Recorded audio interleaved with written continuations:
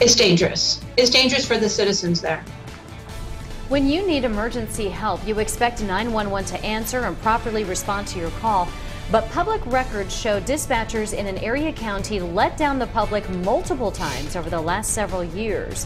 Sleeping on the job, questionable decision making, a long-time failure to meet the state's minimum training requirements, just some of the problems our Community Watchdog investigation found at Unicoi County 911. Good evening, I'm Sarah Diamond. I'm Josh Smith. Nate Morabito started investigating in May. In the 9 months since, the director disciplined an employee, the assistant director resigned, and the facility improved training. But for months, leaders refused to talk about any of it. 911's attorney scheduled 2 interviews with the director and chairman, but then canceled both times. You're about to see us waiting outside 911 one of those times. They then even decided against giving us a written response.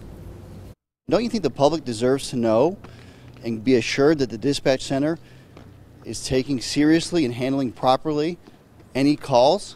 Sure. Well, at what point are you guys going to do that? There again, I don't know. Only after that trip to Irwin did the chairman of the 911 board show a renewed interest in answering our questions.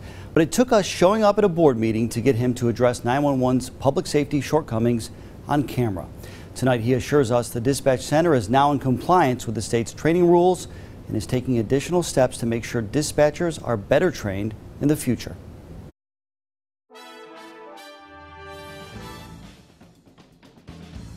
Unicoi County 911. A man calls for emergency help.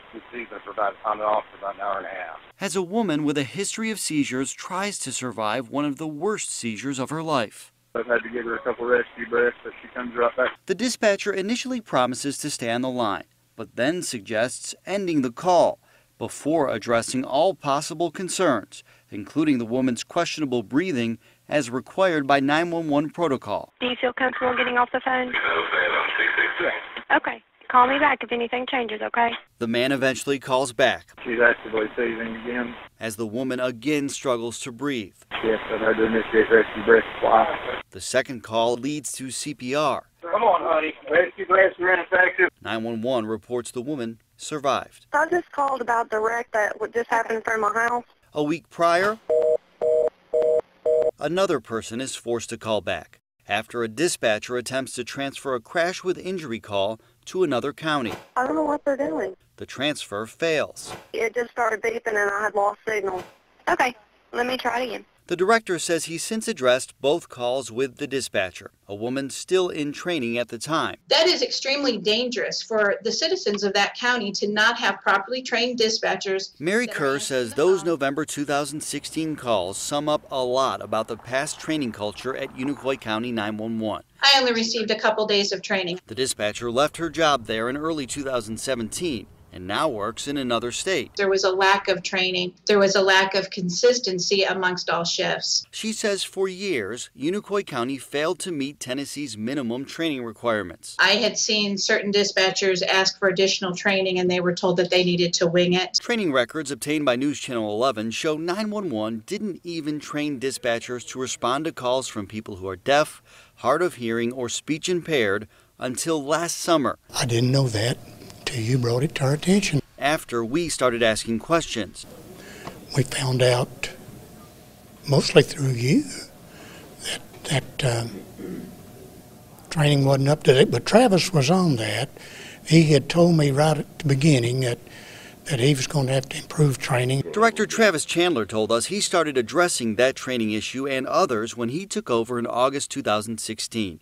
In his first several months on the job, also making sure his former assistant director finally received her long overdue supervisor certification. There were small errors made, and we fixed them. 911 Chairman Bill Hensley. The person that was overtraining is no longer with us.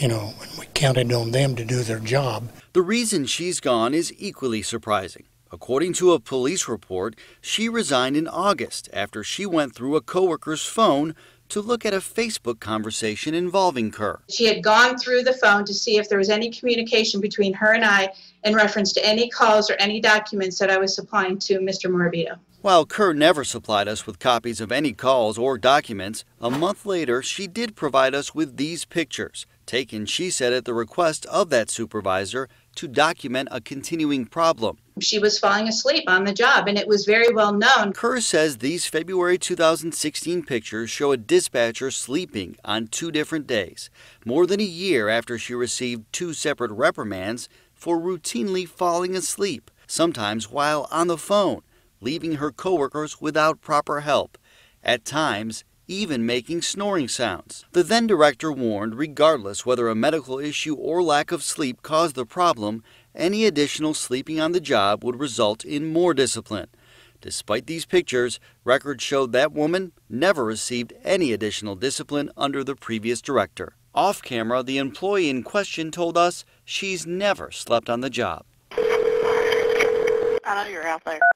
Records show another dispatcher temporarily avoided discipline after using a derogatory term while waiting for an officer to answer a call. 911 eventually suspended her 2 days without pay late last year after she again displayed a crude attitude, hanging up on an officer handling a suicide call and using profanity when another officer called in. The director told us he won't tolerate this kind of behavior, adding the dispatcher's not had a problem since. Who else is in there?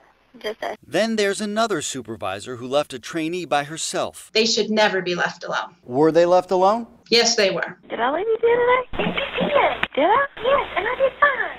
Disciplinary records provided to us show no punishment, but the director told us he's addressed the issue with the employee. We also found this wrongful termination lawsuit filed by a former dispatcher in 2015, citing, among other things, out-of-date equipment, including a headset that didn't work. 911 denied his claims, arguing the man failed to properly perform his duties, but eventually, according to his attorney, settled the lawsuit out of court last year. According to the mayor, the county's insurance provider paid the more than $30,000 settlement. They have good people that work for them, but they are not doing their jobs properly, and I don't think they want to be accountable for it. Can't fix something if we don't know it. Speaking of accountability, I'm not saying I could have fixed anything, but I wish they had let me know. we gave the 911 director and chairman multiple opportunities to answer our questions and talk on camera, but it took more than 2 months to get specific answers. I'm not going to comment to that. Why aren't you going to comment?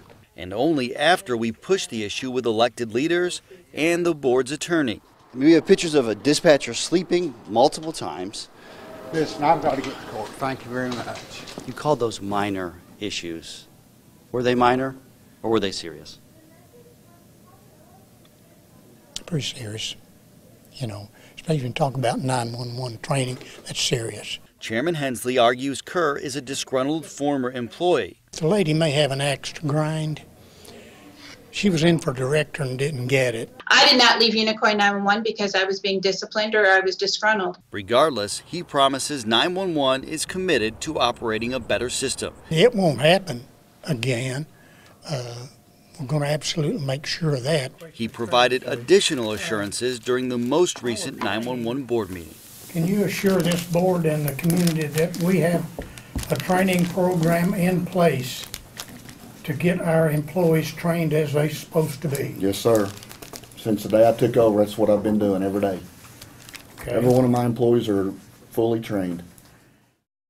The directors also announced plans to install a monitored training station inside dispatch and hire a new trainer. He called the issues we found not acceptable and said they will not happen again, but added some of the, quote, small things occur at other 911 centers.